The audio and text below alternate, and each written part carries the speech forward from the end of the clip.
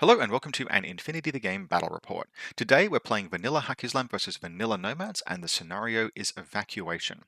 Evacuation is a complicated and challenging scenario that initial impressions from people both just looking at it and playing at it have come to the conclusion that it's probably one of the most order and dice roll intensive scenarios that has ever been published, really, even compared to some of the N3 hyper complex scenarios.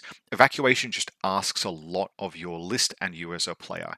Now, I don't actually think that's necessarily bad because ultimately it asks the same of both players. It's not an asymmetric scenario, it isn't more difficult, and if you put it into an event, then you're going to have a situation where, yes, you'll have a low scoring round, potentially, but you'll have a low scoring round for everyone, and that's actually kind of fine.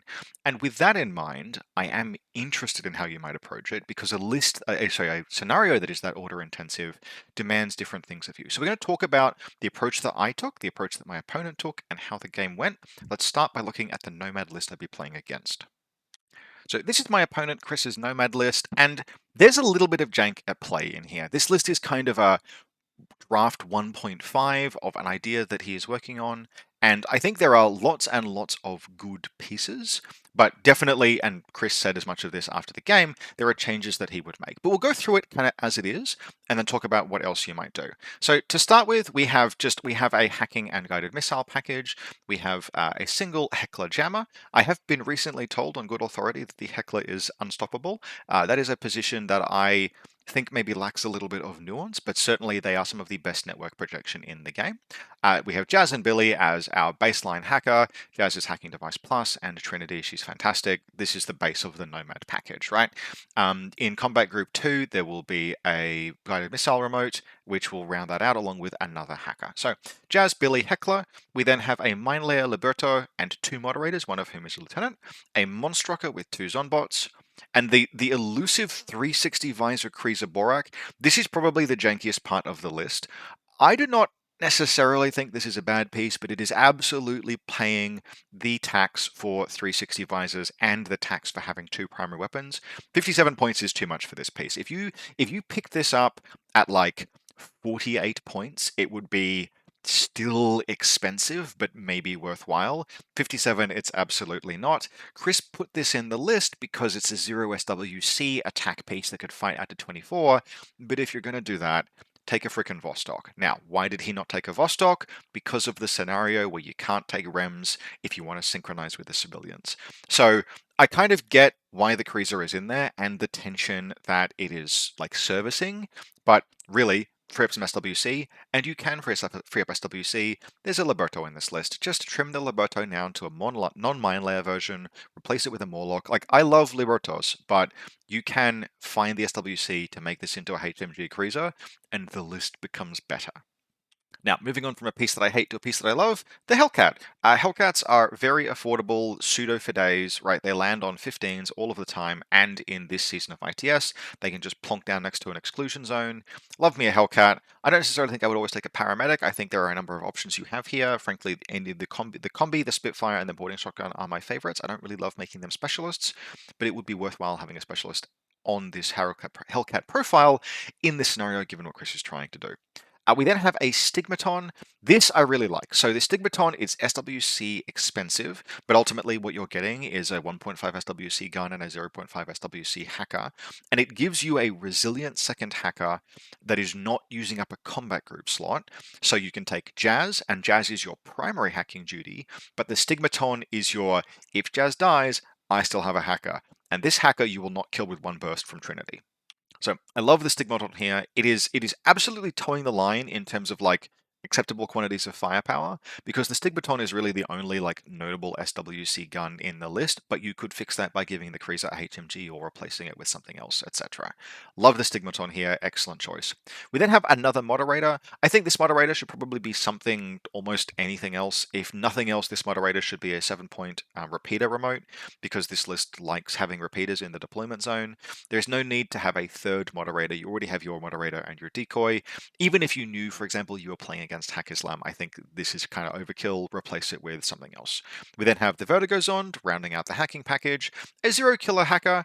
This is a bit more redundancy. I think this zero could probably be, say, a second Heckler, but you do want to make sure that you have redundancy in specialists in this scenario. So fair enough in this particular case. This list is already towing it fine with just Jazz, the Stigmaton, and the Monstrucker otherwise. Getting a fourth, sorry, and the Hellcat Paramedic, fair point.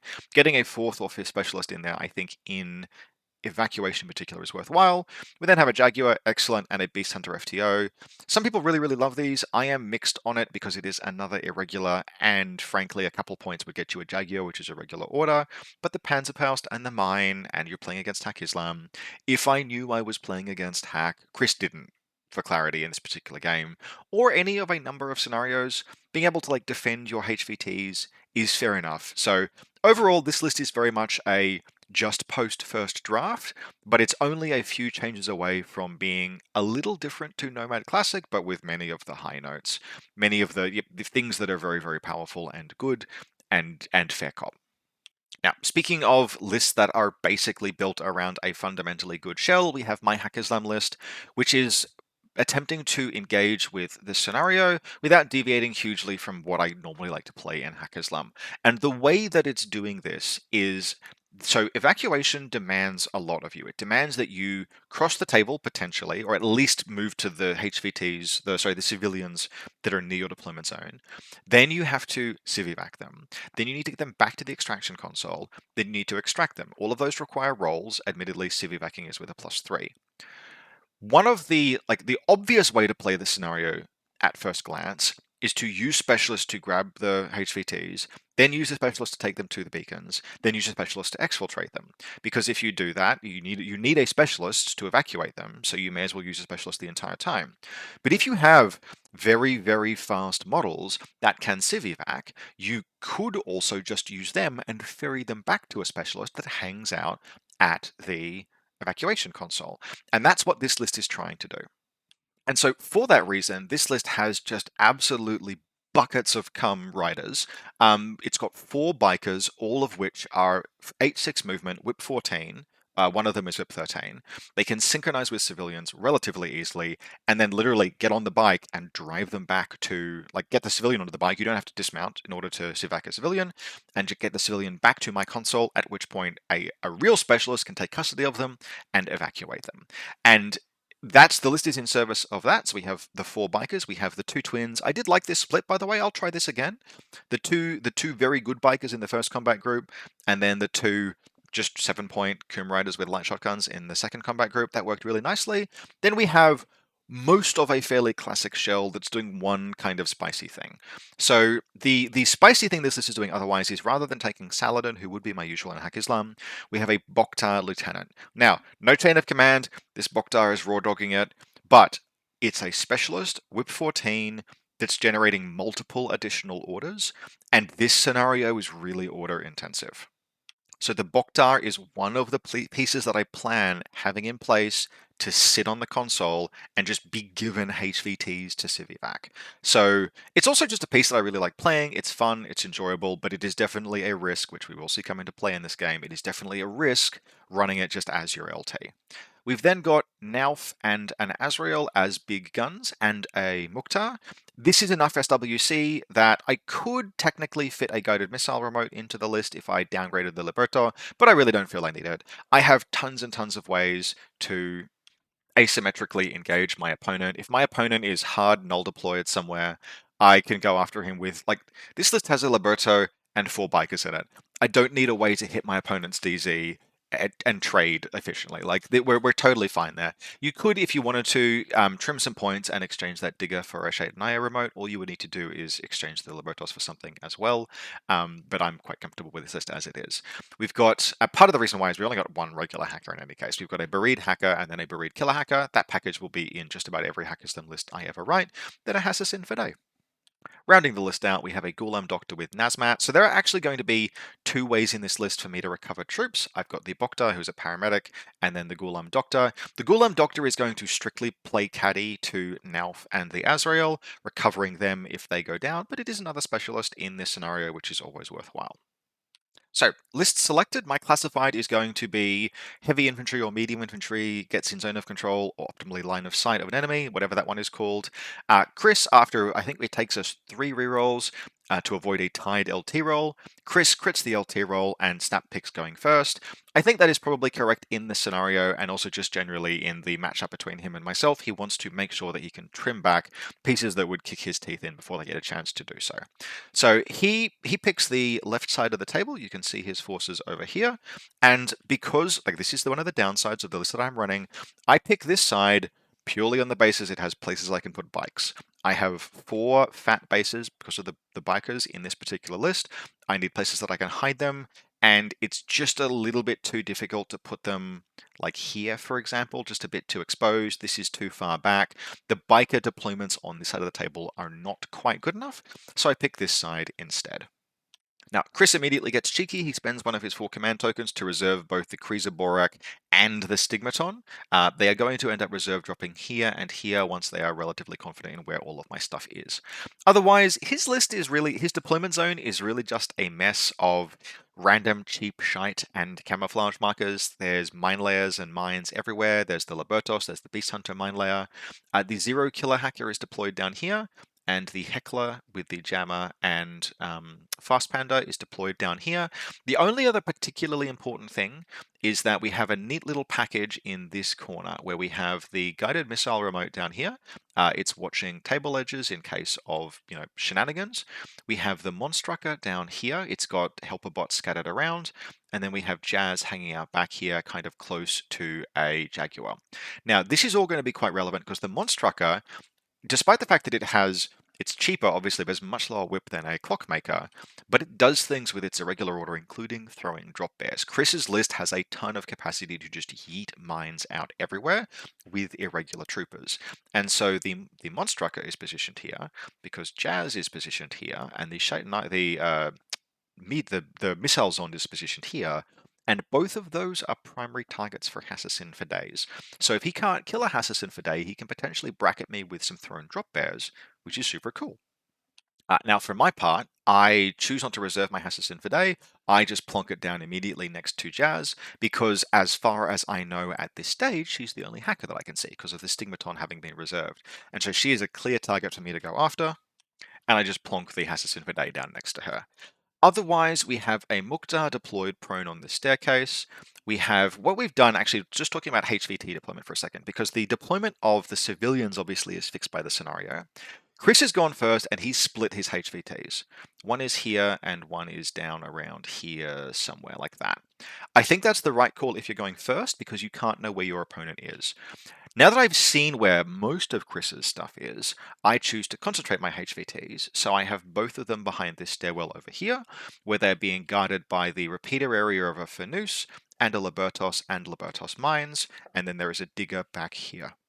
And so that isn't a ton of points, but collectively it puts me in a situation where any attempt to break these troopers out and get them back to Chris's console, which is over here, potentially is at significant risk. Otherwise, what we're doing, so I've pegged both of these camouflage markers as potential heckler threats. And so we are positioning ourselves well back in the DZ because I do not want to just get heckled on the first turn. I don't think that's an efficient enough play in this scenario to really be a winning play, but I am taking a hackable lieutenant with no chain of command, so we are not taking many risks. So the Boktar is deployed like literally about here, almost on the back table edge, and there's tons of stuff in depth holding back an approach toward the Boktar. We have multiple bikers. We've got one biker here, one biker here, one biker here, and one biker here.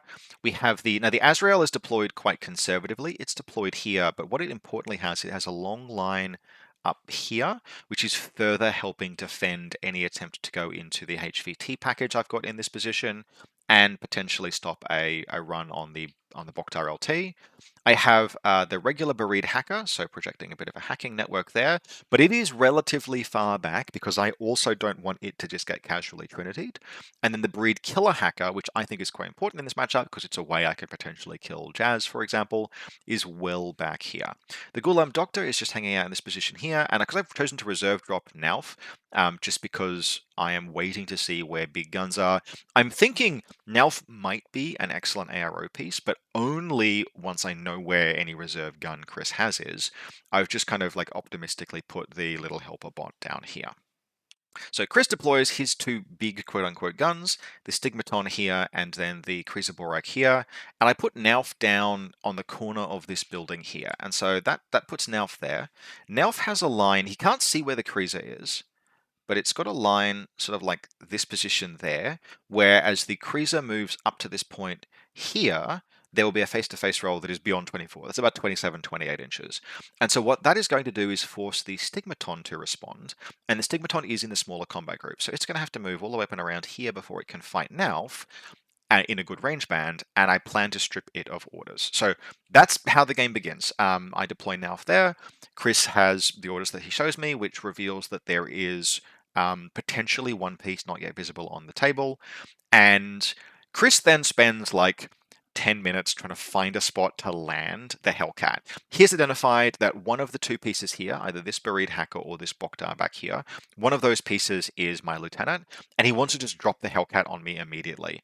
But this Azrael, because it's sort of positioned watching like that direction there, not quite that angle, but it can see all of this rooftop and all of this rooftop and all of this space down here, and everywhere in this space here is guarded by like shotguns on Coom Riders. There are places that the Hellcat could land if it was willing to take a more conservative kill. So it could land back here, for example, and it could shoot the Doctor in the back, and it could potentially go after the Killer Hacker, but there's no decisive play.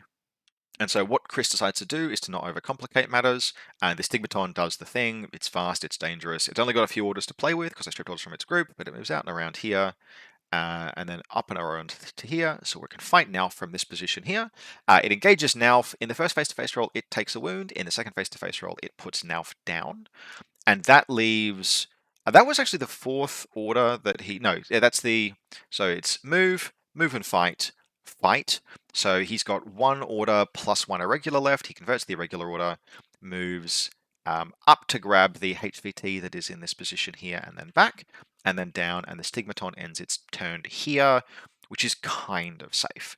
Nauf is unconscious but not dead. That's fine. I have to not take... I mean, you're going to take casualties on the first turn, and I'm hoping to stop Chris from getting tons of scenario mileage. Now, at this point, Chris, in terms of what he does with his first combat group, he's looking for a Hellcat angle. He can't find it. And so he sort of moves to just set up conditions for a win. So the first thing is we have a couple of orders spent on the Monstrucker, starting with its irregular. It moves, and then it throws a drop bear down next to my Hassassin Fide. The Kriza moves up and around here and goes into suppressive fire. And that's actually the bulk of what gets done with Chris's first combat group because of how the orders are split. There's a little bit of repositioning, but he's not able to hugely connect. And this is part of the like, hey, if the Krizaborak had an actual gun, it could have just fought Nauf. Nauf wouldn't have been there, blah, blah, blah. But because it's this short-range piece, it has to move up into a position where, admittedly, it's quite difficult for me to fight. I can't flank it, obviously, because it has a 360 visor, and any gunfight that I take against it with the Azrael hanging out over here would be within 16, which is actually a terrible gunfight for the Azrael. That's like I'm on 7s, he's on 7s. Like that's not a face-to-face roll that I want. And there, if the Buried Hacker stands up, there's really no way for me to get a picture down onto it without being seen and shot. So it is by no means sort of like a terrible choice, but I have ample options with which to engage this Krizaborak, even with the positioning. But at the same time, this is a very order-intensive scenario, and every attempt to engage it would still be somewhat order-intensive, so kind of fair enough. Otherwise, there is just moving around, the Monstrucker gets back out into a safe position. What he has done is kind of guarantee that the Hassassin Fide probably doesn't make a one-way trip. There is a mine staring her in the face. She actually could get into CC with Jazz, but only by triggering the mine, etc. So I'm broadly okay with that. Now, what I think potentially could have happened here is I do think one of the options you have before you on the first turn is to just make some kind of a smash and grab and get like one HVT out. And I think maybe say the zero had started in base contact or it started in near base contact with this HVT. It could have grabbed it, like it was very safe. Like this position here is very line of fire blocking. Grab the HVT. It's this little gribbly here, and just run back for the console. Just make that play. And yes, it's going to take 1, 2, 3, or 4 orders, which is a ton. The Kriza would not have been able to reposition much if the Monstrucker still wanted to make his play, but get a point on the board. Just start paying the toll that the scenario demands, rather than assuming that you can do it in sort of turn 2 or turn 3. So for my part, I begin my turn down just one model, which is okay. But we have Chris's Stigmaton here, having carried a HVT with it. That's the HVT in the middle, the easy one to grab. And the Kriza Borak in Suppressive Fire here. So I am presented with these two things, and I do choose to just like solve the problem that is in front of me. These are the two biggest guns in Chris's list. If I can take care of them in the first turn, then we are going to be in a potentially very strong position. And I think about a bunch of different ways that we could do this. The Monstrucker did recover the wound that the Stigmaton had taken, so the Stigmaton is back on full health. And I think about, like, what are my approaches? I've got hacking options. You can potentially hack both of them. You can mobility kill the Kriza, and you can Trinity, if you go for it, you can Trinity the Stigmaton. It is possible. I have plays with Zamira. She's quite dangerous to both of them. I could attempt to recover Nauf. I could use I don't love this, but I could use the Boktar. The Boktar has Mimetism and MSV1, which potentially makes it a good face-to-face roll against the Kriza, but the Kriza is BTS 6 and in cover and in suppressive fire. And I eventually decide to not overcomplicate things. I've taken an Azrael. Let's just spend some orders. So the Azrael climbs up to here. This little sign is cover against the Stigmaton immediately. So the Azrael climbs up to there, moves around to here, engages the Stigmaton, and in the first face-to-face roll does 2 orders to it. Then I engage it again, and in the second face-to-face roll I kill it, because it's an Azrael, and it's Ballistic Skill 13, Burst 4, and it lands a few hits, and it's Armor-Piercing Continuous Damage 16.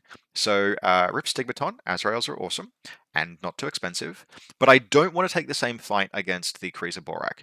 I'm probably got the Kriza in bad range, but even in bad range, the Kriza is hitting on 7s, and I'm hitting on 7s. That face-to-face roll is crap, but fortunately, we have Samira here.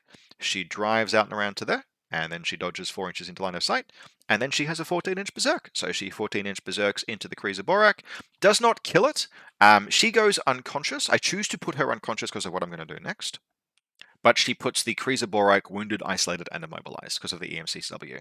So then we move the Boktar out and around here. On the way past, we paramedic Nauf, get him back up. Up and around here, we attempt to paramedic Zulakia, but we fail. So we hit her, but she fails the whip, fails the Fizz 13. That's fine. It is what it is. And then we shoot the Kriza Borak attempts to reset a couple of times, needing a 1. We shoot it twice, and eventually pull back this direction, and we put the Kriza Borak down with viral rounds. We do 2 wounds to it, and 1 wound to it in the last face-to-face roll, so it's unconscious. So that is kind of the bulk of the first turn, but we've put down the Stigmaton and we've put down the Kriza. Otherwise, we will move this biker up and around here. I'm attempting to grab both of these HVTs in this area, but I end up moving into close combat with the little helper bot that the Stigmaton, that healed the Stigmaton. I kill it, but I get paralyzed by it. So the biker ends up stuck there, and I'm just like, that was really stupid. It was in the open and I have a shotgun. Just shoot it until it's dead, Rob. Why did you CC it? I killed it, but with a shotgun template, but I let it para-CCW me. It was a lapse in judgment. It is what it is. The remainder of my first turn, we just used to set up face-to-face rolls. So I've extended my Boktar relatively far forward. It's pulled back to here at the end of the turn, but that is no longer back where it was back here at the start of the turn. And I have revealed that it is the LT, which means that Chris now has kind of like a clear line of play if he wants to pursue it. So what we do is we put a lot of models up on Overwatch. One of my favorite things to do with Azraels is if you get a kill on a tag, leave the Azrael standing, because it's big and it's tough, and there's a good chance that there aren't any more guns that can threaten it. And it can ARO. Like, yes, it's only burst 1, but it's damage 16, armor piercing continuous. Like, nothing wants to cop that. So we posture the Azrael here, Nauf is obviously standing back up again at this point, and the last thing we do is we just take one cheeky shot. This Mukhtar on the staircase pops up the staircase and back, and it puts 4 rounds rapid into Billy and kills Billy. So that gives us a third kill for the turn. Three kills on the rejoinder is good, but they were very high quality kills. Killing both of the big guns means Chris is now forced to fall back on his asymmetric play, but he is playing Nomads, so his asymmetric play is excellent. So turn 2, there's a slight, we took this picture very slightly after the beginning of the turn. Turn 2 is the play in which I am punished for choosing to play a heavy infantry lieutenant against Nomads.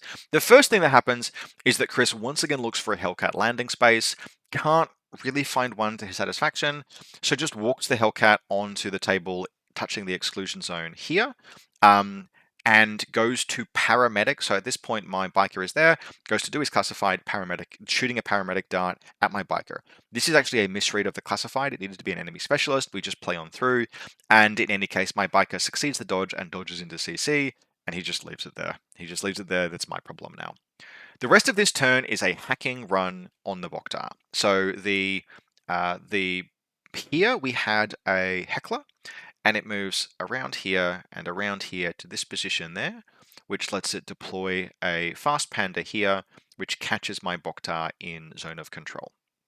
Now, if we think back to my first turn, when the Boktar was back here, getting that same projection with a heckler would have involved coming probably up and through this space here, down and around there, to land the Hellcat there. And if we think about that path, there was a Libertos and a mine and a biker and a digger and an Azrael watching that. And so it just wasn't an option for him on the first turn to make the play, which would have resulted in my lieutenant getting destroyed. He knew at the time that, assuming I didn't have a Havsa, it was either the buried hacker or the Boktar. And either of them could be dealt with just by direct info war. But because I'd moved the Boktar forward, he now had the play. So couldn't penetrate the DZ on the first turn, could on the second, or could go after a key target. So the heckler moves to here, pops down the panda, and it takes 1 or 2 orders to oblivion the Boktar, which means that I will spend my next turn in loss of lieutenant, which is what it is. So then the Hellcat play happens. The Hellcat jumps down and ends up in close combat with the biker. And those are kind of like the... sorry, I make a small correction. It took 1 order for him to oblivion the Boktar, and that is important because in that 1 order, Jazz got shotgunned by the Hassassin Fidei and died, and the Hassassin Fidei tanked the mine. So much of the rest of the turn for Chris is just getting another mine down in base contact with, or next to the Hassassin Fidei, so that he doesn't get rampage on the next turn. Now, he does know I will be in loss of lieutenant, but otherwise, that is really all that Chris can accomplish. So he's still in a situation, like this 0 stands up, gets discovered, dodges back down, like... there's a sort of like this, he's unable to really make significant forward progress because, like, this play with the heckler, excellent. Yep, clean play, heckler up to there, panda down to there, oblivion on the Boktar, excellent. I'm in loss of lieutenant, but he doesn't have any guns left, and I have big guns on ARO. And that's a situation where asymmetric warfare can kind of bail you out, but remember how much of an impost this scenario makes. So Chris, accomplishes, he buys himself a turn by putting me in loss of lieutenant, but there is so much that this scenario asks you to do, and he's still not yet continuing to do it. So that puts me in a situation where I have to play through a turn of loss of lieutenant, but I am relatively comfortable doing that. We have a few comedy of errors moments ourselves. This Liberto that had moved its way forward to here succeeded a dodge against when the heckler placed the fast panda. It comes around, engages the heckler, double taps it with the shotgun, does not do a wound. Heckler responds with a jam and jams the Libertos, which is just like hilarious, but fair enough. The Boktar wants to do me a classified, so it moves around here, and it actually just hard resets clear on the first order. And that means that I am now scared of the Heckler's Jammer again, which is very amusing. So the Boktar moves around to here, and it has to jump to avoid the Heckler's Jammer area. It twice, needing 17s, attempts to scan the unconscious Kreezer Borak using a command token to generate in irregular order regular, and fails. So I end up just having to leave it in this position here. You can actually see this in this moment. I think this photo was taken on turn 3. So 2 attempts at an 18 both fail. That's fine, that is what it is. The Mukhtar moves up to here and ends its position in a large ARO Overwatch position. And bikes begin to move. So Zamira, who's up here, grabs one of the HVTs and then comes around to be able to drop it off next turn. The Bareed back here makes his way forward, ends up prone there, looking next turn to get onto the beacon. This biker begins to move up and around. I think it probably ends up just moved around to here.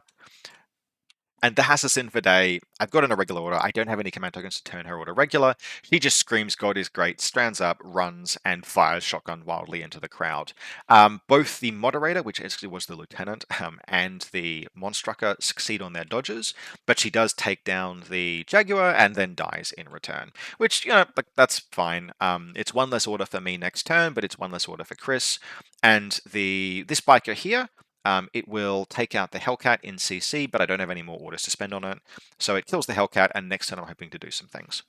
That puts Chris in a position where for his last turn, he is very, very limited on orders and can't really do his classified anymore. So he attempts to engineer a situation where he basically just hard runs for it, trying to grab a civilian and get out and around this way with the 0 killer hacker, but he is not able to do so. I don't think the only cool casualty here is that in order to get past the Mukhtar, which is on Overwatch, he literally just hard moves the guided missile remote out and engages it. And this is like a 26-inch fight. I whiff the dodge, and he just splatters me with a missile, which... Always remember, kids, guided missile remotes are still missile launchers. They can absolutely just take hard face-to-face rolls against things that have gotten too cheeky. That is, however, basically all Chris is able to do, so I go about into my final turn attempting to do the things that I had planned to do from the beginning. So the Zalekia over here moves back around to this position. She's going to end up sitting here, and this is an interesting play. I'm fairly sure I played this right. She moves to here, carrying her civilian. I'm pretty short on orders, so this Boktar jumps down here, around to here, grabs this civilian, and then it moves out and around to here. And then the Barid climbs down and sits in between the middle of them. And it is a short movement skill to take a civilian or to synchronize with the civilian. So the Barid then declares 2 short movement skills, picks up both civilians. Then it moves up to the beacon, and I have 3 orders left, attempting to evac the civilians, needing 14s to do so. And I roll a 12, a 15, and a 17. So with 3 dice, I succeed in evacuating 1 civilian. But there is a HVT of Chris's back here, and a digger is sitting next to it.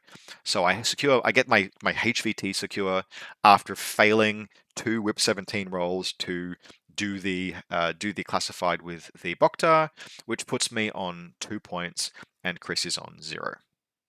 Now, having played Evacuation now, there are a couple of things I think I would definitely have done differently.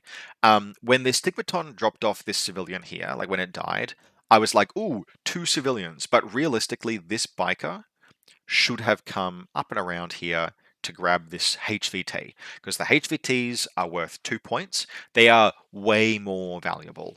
They're literally twice as valuable for the same number of rolls as a regular civilian. Grab the HVTs. So I should have grabbed that one and pulled it back. And had I done that, there's a chance I could have been on more points right now. And then, feasibly, I should also have gone a little harder on the paint for the other HVT, but that was getting a little bit challenging. Because Chris chose to play this scenario very aggressively, very much attrition-oriented, so it was always going to be kind of a low score. But even with that in mind, I think if you are playing this scenario in a tournament, you want to approach your goal as find any way to score 5 points. Because, in my opinion, there are going to be a lot of players who play this the way Chris did and play the scenario as if it were Annihilation, like an attempt to they will follow their usual Infinity reflexes and fight things. And if you do not aggressively pursue the scenario, you're going to have plenty of situations where there's just no one has enough orders left to do much. And with that in mind, you want to redefine victory as get to 5 VPs. Because if you get to even 5 VPs in evacuation, there's a pretty good chance that you will win, because it is hard to score 5 VPs, and that number gets you the tournament points, the offensive bonus tournament points, which in a large, even a small event, if everyone else, if every other winner in this round is just getting their like miscellaneous win points, getting that one extra TP could go a really, really far way. So, general thoughts on the mission? I think my approach to it potentially did work. Like, I liked what it was I was trying to do. The Bokdar Lieutenant is kind of aggressively cute. Like, I love playing with it. It's fun. I will use it in games. Would I necessarily play it in a 5 round tournament that was like important to me to win? No, it's a big vulnerability. Even in this, like it cost me a turn of loss of lieutenant. Whereas trying to do the same thing against Saladin, like Saladin would have lived in that. So if they'd gone for a missile kill on Saladin, he would probably have been fine because he would have stayed back in the DZ and never done anything. He'd have been in the same position all the way back here, well safe from any attempt of the heckler that was deployed here to get in after him, and would probably have been a safer choice, although I would have needed to have found maybe another specialist just to kind of feel comfortable in being able to actually do the mission.